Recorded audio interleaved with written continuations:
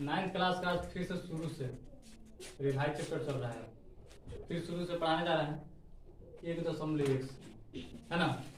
इसमें आप सही ढंग से ध्यान से देखना है, कुछ है नहीं, है ना, समझ में आ गया। तो चलो सबसे 1 नंबर क्वेश्चन में देखते हैं कि क्या लिखा हुआ है, समझ आना। P बटा Q के रूप में होना चाहिए कोई भी संख्या ना। किसी संख्या को हम लोग P बटा Q के रूप में बना सकते हैं कि नहीं बना सकते। देखिए अब 5 है, इसके नीचे 1 लिख सकते हैं कि नहीं लिख सकते? लिख सकते हैं, ध्यान दीजिए। तब 5 बटा 1 हो जाएगा। देखिए ऊपर वाला को हम क्या कहते हैं? अंश, और नीचे वाला को और कहते हैं, समझ में आ गया। इसी का इंग्लिश होता है न्यूमरेटर, समझ में आ गया। इसको हम लोग कहते हैं डिनोमिनेटर। कोई दिक्कत?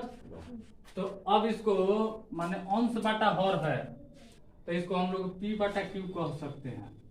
P बटा Q यानी कि P बटा Q क्या है? एक परिमेय है। क्या है? एक परिमेय है ना। P बटा Q के रूप में हो गया तो सारा क्या कहेंगे? परिमेय। समझ में आ गया? तो समझिए 1 नंबर क्वेश्चन में क्या कह रहा है कि क्या शून्य एक परिमेय संख्या है? इसे आप P बटा Q के रूप में लिख सकते हैं, जहां P और Q पूर्णांक है और Q नॉट 0 है। P और Q क्या कह रहा है इसमें? पूर्णांक कह रहा है। क्या कह रहा है? पूर्णांक। तो इसको यहाँ पे दिया है क्वेश्चन में कि 0 को ना, कभी को 0 को P बटा Q के रूप में लिख सकते हैं कि नहीं लिख सकते हैं? ध्यान देना है। 0 को P बटा Q के रूप में लिख सकते हैं कि नहीं लिख सकते हैं? तो लिखेंगे हाँ, लिख सकते हैं। क्या लिखेंगे? हाँ, लिख सकते हैं। अब कैसे लिख सकते हैं ध्यान दो, 2 तरीके से हम बता देते हैं कि कैसे लिखना है। तो देखो 0 बटा 1, समझ में गया। इसको 0 बटा 2, 0 बटा 3, 0 बटा 4, इसको डॉट डॉट हम लोग कर देते हैं कि और भी इसी तरह से हम लोग लिख सकते हैं। कोई दिक्कत? देखो एक और तरीका बताते हैं कि ऐसे न लिख करके वैसे भी लिख सकते हैं। कैसे? ध्यान दो, 0 बटा 1, ठीक है ना, 1 बटा 2, 2 बटा 3 और 3 बटा 4, 4 बटा 5, यानी कि ऐसे भी बढ़ा करके हम लोग लिख सकते हैं। इस हिसाब से 0 को हम लोग P बटा Q के रूप में लिख सकते हैं कि नहीं लिख सकते? लिख सकते हैं ना। तो बोल दिए हैं कि कोई भी नंबर हो तो कोई किसी भी नंबर को हम लोग P बटा Q के रूप में लिख सकते हैं, यानी कि बटा में 1 हम लोग दे सकते हैं। कोई दिक्कत? लिख सकते हैं ना। उसी तरह से इसको हम लोग बटा में 1 देकर के हम लोग लिख लिए हैं। ध्यान दीजिए 1 नंबर का हम लोग का कंप्लीट। दूसरा ध्यान देना है। दूसरा देखेंगे, कह रहा है कि 3 और 4 के बीच में 6 को परिमेय संख्या निकालना है ना। इसमें भी जिक्र किया है परिमेय संख्या का है, समझ आया ना। तो 3 और 4 के बीच में देखेंगे, 3 और 4 के बीच परिमेय संख्या, परिमेय संख्या ध्यान देंगे ना, एग्जाम में दे देता है, समझ आए ना। तो 3 और 4 है, तो इसके बाद हम देख रहे हैं कि 3 के बाद में 4 ही आता है, 3 के बाद में 4 ही आता है। कि 3 के बाद में कुछ और आता है? नहीं, 4 ही आता है। लेकिन इसके बीचे में कह रहा है कि 6 को परिमेय संख्या बताइए, कैसे बताएंगे? समझ में गया। तो एक चीज ध्यान में रखना है, मैंने बता ही दिए हैं कि बेसिक कॉन्सेप्ट को पहले पकड़ना है ना। तो सबसे पहले सीखिए कॉन्सेप्ट, है ना। कॉन्सेप्ट यदि सीख लेंगे ये मैथ कुछ भी नहीं। सबसे बड़ा चीज क्या होता है? कॉन्सेप्ट होता है। ध्यान देंगे तो जितना परिमेय संख्या निकालने के लिए कहेगा उससे एक अधिक से गुना करना है। कोई को परिमेय संख्या निकालने के लिए कह रहा है 6 को, यानी कि 3 और 4 के बीच 6 परिमेय संख्या निकालना है। कौन परिमेय संख्या निकालना है? 6 को। ध्यान देंगे तो कितना से गुना होगा? 7 से। क्या बोले हैं? एक अधिक करना है। क्या करना है? एक अधिक करना है। समझ में गया। तो ये कितना हो जाएगा? देखो यानी बोले हैं 7 से गुना करने के लिए, नहीं तो कितना हो जाएगा? 7 हो जाएगा। समझ में गया। तो 3 बटा हम लोग 1 कर सकते हैं, गुने 7 बटा 7, यानी ऊपर में भी 7 से गुना, नीचे में भी 7 से गुना। कोई दिक्कत है? ध्यान देना है। 7 3 का 21 और बटा 7 एकम 7। यानी इसको फिर से सोल्व करेंगे तो हम लोग का इतना आ जाना चाहिए। समझ में आ गया? फिर सोल्व करेंगे, कटाएंगे तो इतना आएगा कि नहीं आएगा? तो ये 3 का हो गया, फिर 4 का निकालना है।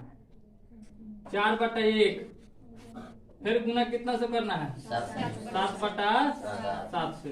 तो 7 का 28 और बटा 7 एकम 7। तो ध्यान देंगे कि ये 28 बटा 7, इसको फिर कटाएंगे तो 4 के बराबर में आएगा कि नहीं आएगा?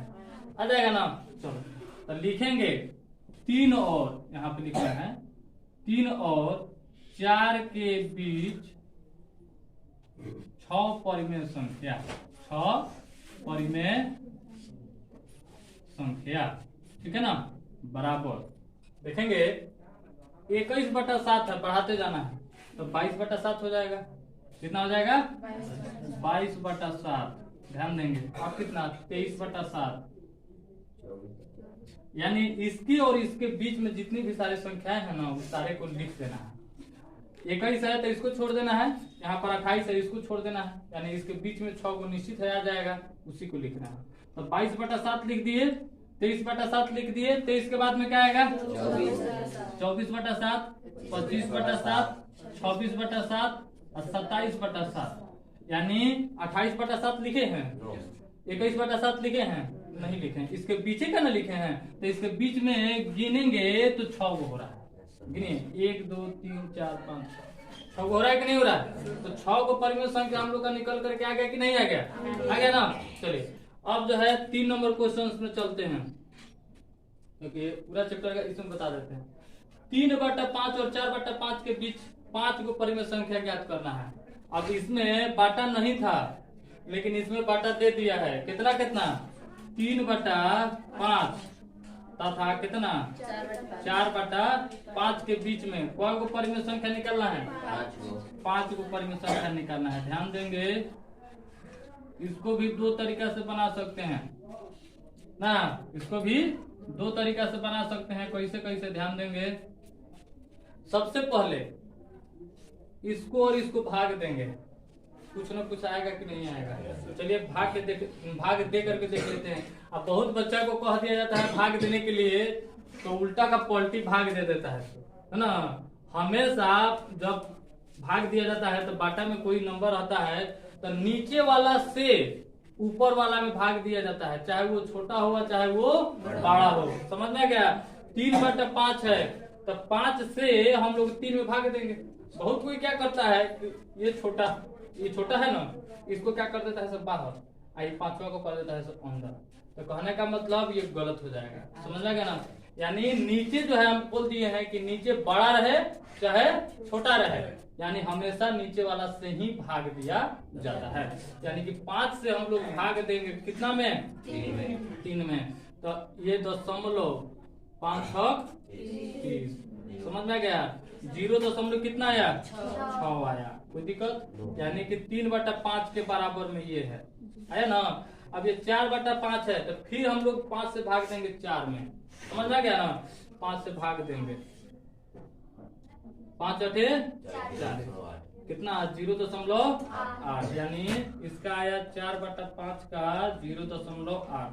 तो समझिए कोई को परिमेय संख्या लिखना है 5 को, तो 0.6 है तो यहाँ पर हम लोग इसको लिख सकते हैं 0. कितना? यहाँ पर 6 1 0.6 2 0.6 3 0.64। यानी इसी तरह से 0.8 के बीच में लाना है।